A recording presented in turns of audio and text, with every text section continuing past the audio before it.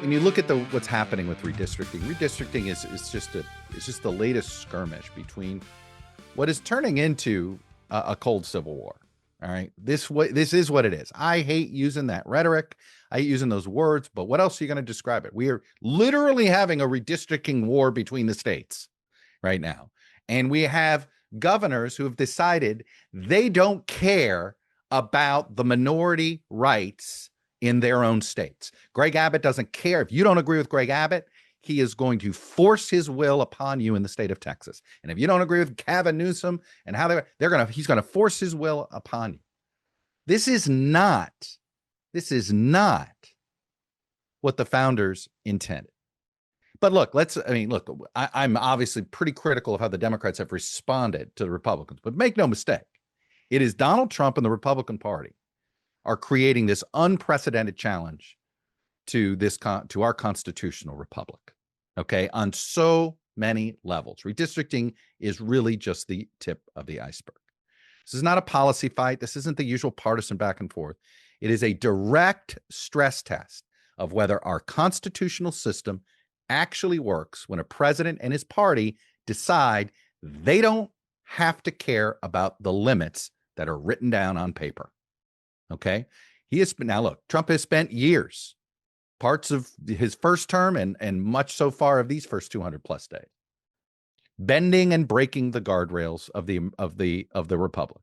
He's weaponized federal agencies for personal vendettas. He's ignoring constitutional boundaries on executive power, treating the Justice Department as his personal law firm, unilaterally imposing tariffs for reasons that have nothing to do with trade or law.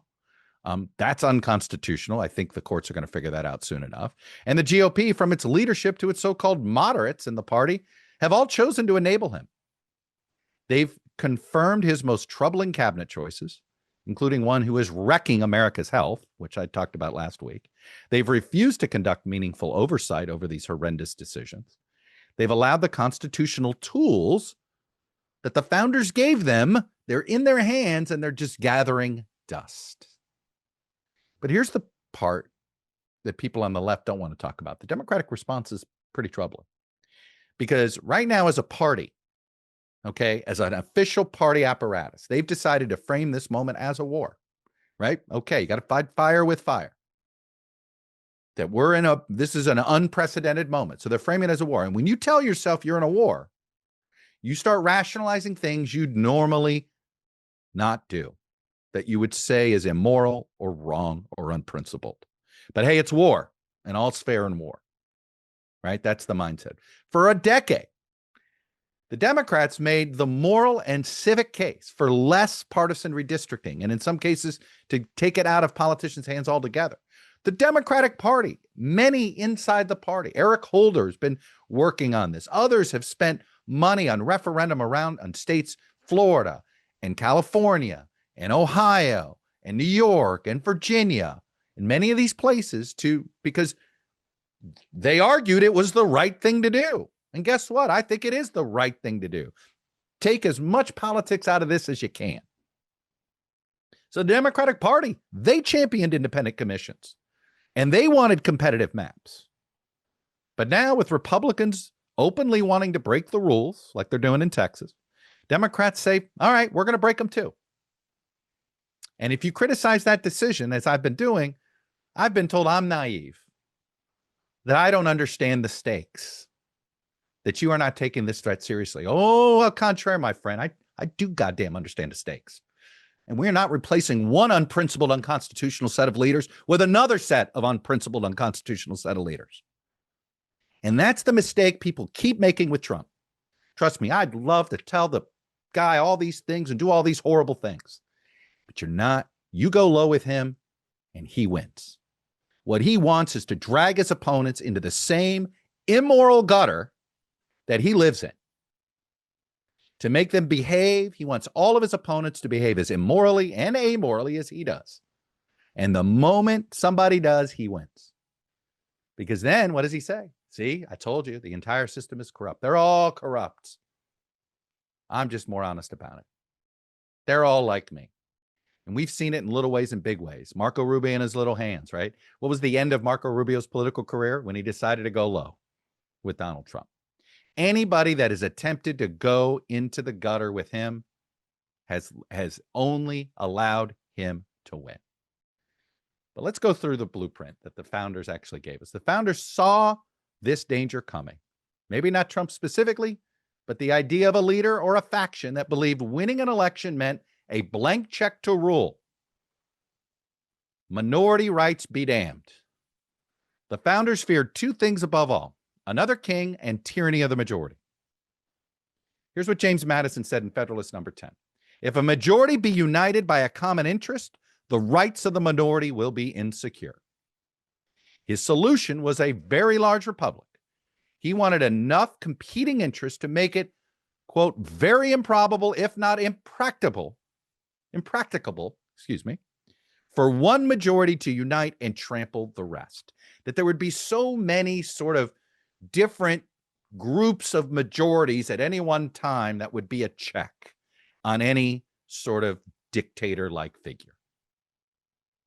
And in fact, in Federalist 51, he sharpened the point, and he said this: ambition must be made to counteract ambition.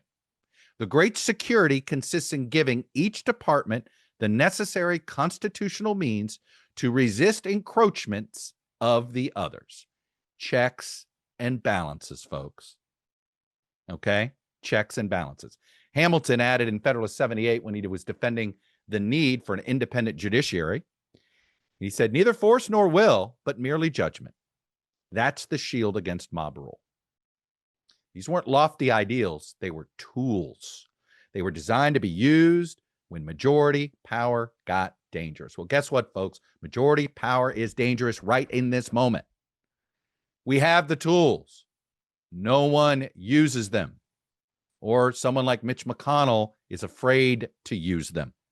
He had the most important tool of all, and he failed the biggest test of his life. He will have to live with that. Maybe he can.